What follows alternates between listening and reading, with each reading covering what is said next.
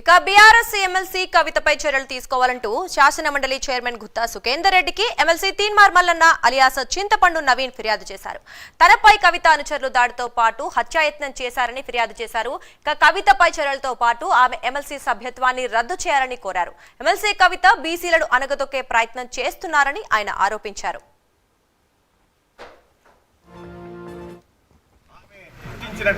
అరాచకం పైన గౌరవ మండలి చైర్మన్ గారు మా సంరక్షకులు ఆయన ఫిర్యాదు చేయడం జరిగింది.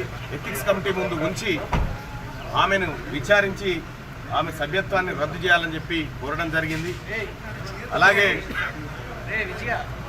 నిన్న జరిగినటువంటి ఈ విధ్వంసానికి సంబంధించినటువంటి వీడియోలను సాక్ష్యాలను గౌరవ చైర్మన్ గారికి సమర్పించడం జరిగింది. ఖచ్చితంగా విచారణ చేసి తీరుతామని చెప్పి చైర్మన్ గారు మాకు హామీ ఇవ్వడం జరిగింది. గత కొన్ని రోజులుగా కల్వకుంట్ల కవిత గారు బీసీ ఉద్యమం పేరుతో బీసీ ప్రజల పైన బీసీ వాదం పైన దాడులు చేయడానికి పూనుకుంటా ఉంది. ఇదే మండలి సభ్యురాలుగా మండలి నియమాలకు కట్టుబడి ఉంటారని ప్రమాణం చేసినటువంటి ఒక మహిళ మా పైన హత్యాయత్నాలకు ప్రేరేపించడం అనేది దురదృష్టకరం.